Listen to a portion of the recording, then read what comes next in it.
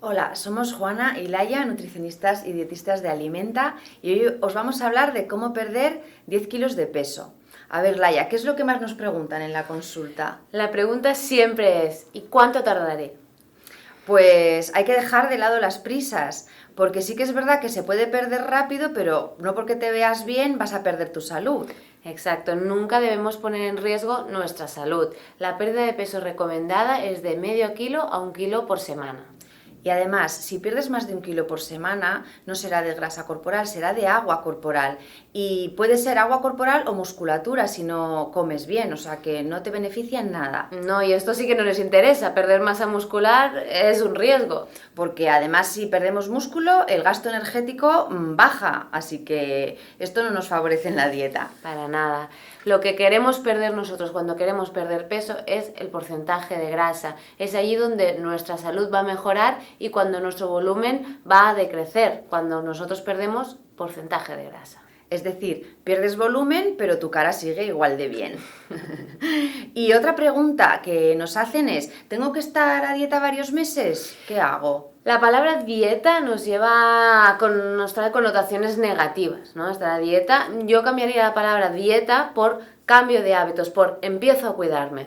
Sí, porque aprendiendo cosas y cambiando hábitos que son malos hábitos, también luego evitaremos el efecto yo-yo y mantendremos mejor nuestro peso. Exacto, mantener es lo que realmente nos interesa, ¿no? Muchas veces en consulta me dicen, quiero perder y mantener. Pues para ello lo que tenemos que hacer es un cambio de hábitos en la alimentación y cambio de hábitos en nuestro estilo de vida. Dormir es importantísimo, dormir nuestras 7-8 horas diarias. Y también el ejercicio físico, también ahí tendremos que darle prioridad. Como hemos dicho, para perder 10 kilos de peso estaremos unos 4 o 5 meses y es fácil que se sucedan o periodos de vacaciones o celebraciones varias. Entonces, ¿cómo vamos a hacer esto? ¿Cómo aprendemos a llevar nuestra vida social con la dieta? ¿Podemos tener vida social? Vida social y dieta. Se debe, porque si no es encerrarnos en casa y hasta que llegue a mi objetivo. ¿Cómo? Pues primero empezar a aprender a moderar. No porque tenga una comida especial significa que tenga que comer sin fin. Si yo voy a un restaurante, me miro la carta y elijo lo que más se parece a lo que yo debo de comer. ¿No es perfecto? No, pero se parece, pues ya está bien. ¿Que me invitan a comer? Pues modero las cantidades. Obviamente no voy a pedir un menú si me invitan a casa de alguien, pero que tengo una paella, bueno, pues me como un plato de paella y ya está. Intento evitar repetir. O el pica pica, ¿no? Cuando tenemos todo ahí puesto, bueno, pues elijo bien lo que más o menos se parece a lo que yo tengo que comer y ya está. Evito los snacks más tipo patatas chips y cosas así que a lo mejor son comer por comer. Evitando estas pequeñas cosas, yo paso un poquito por encima de estas comidas así más fuertes y lo consigo. Y lo que hemos dicho, lo importante es moderarse, pero no compensar. Compensar significa saltarse comidas y esta ingesta desordenada puede hacer que al día siguiente tú tengas más hambre. Y aparte, si no te moderas, lo que ingieres en esa comida son muchas más calorías, con lo cual no estamos haciendo nada bueno, ni por el lado de la comida que estamos haciendo, ni por el lado de después saltarnos comidas. Así que modérate y sigue el orden en tus comidas. Exactamente. Una cosa importante, en tu día a día, mientras estás en proceso de pérdida de peso, no elimines ningún tipo de alimento, nunca, ¿vale? Ni tanto para compensar ni en el día a día. Me refiero sobre todo a los carbohidratos, ¿no? El miedo a los carbohidratos engordan. O no ceno con pan ni con patata. No, exacto. Siempre tienen que estar en la comida y en la cena, pero moderando las cantidades y potenciando todo lo que son productos integrales. Siempre serán más recomendados. Por lo tanto, en tu comida, en tu cena, en tu desayuno, pues siempre aporta un poquito de pan o una patata o algo de pasta, algo de arroz, siempre presentes y acompañados pues de las verduras y también pues de proteína magra, como es la carne blanca, el pescado, las legumbres o el huevo. Comiendo así evitarás después que tengas ganas de picotear chocolate o galletas después de cenar. O sea, es comer bien para dejar de comer mal. Y otra cosa muy importante que siempre hacemos cuando llevamos a alguien una pérdida de peso es el ejercicio físico y la actividad diaria. ¿En qué favorece el ejercicio físico? Pues aumenta el gasto energético y es evidente que ayuda a bajar de peso. también aumenta la musculatura o evita que perdamos musculatura ya con la edad. Otra cosa que nos ayuda es que te sientes mejor y a la larga más fuerte. Pero yo también os recordaría que solo ejercicio físico es muy difícil perder peso. Hay que combinar una dieta con el ejercicio físico. ¿Y cómo lo hacemos, Laia? Exacto. Ejercicio físico, tenemos dos tipos de ejercicio. El que sería ejercicio como tal, con unas pautas a seguir, y la actividad física, el movimiento diario de subir, bajar escaleras, caminar. Si hablamos ahora de ejercicio, de las pautas, ¿cuántos días tengo que hacer? Pues estaría bien un mínimo de 2 días de ejercicio un poquito más intenso o 3.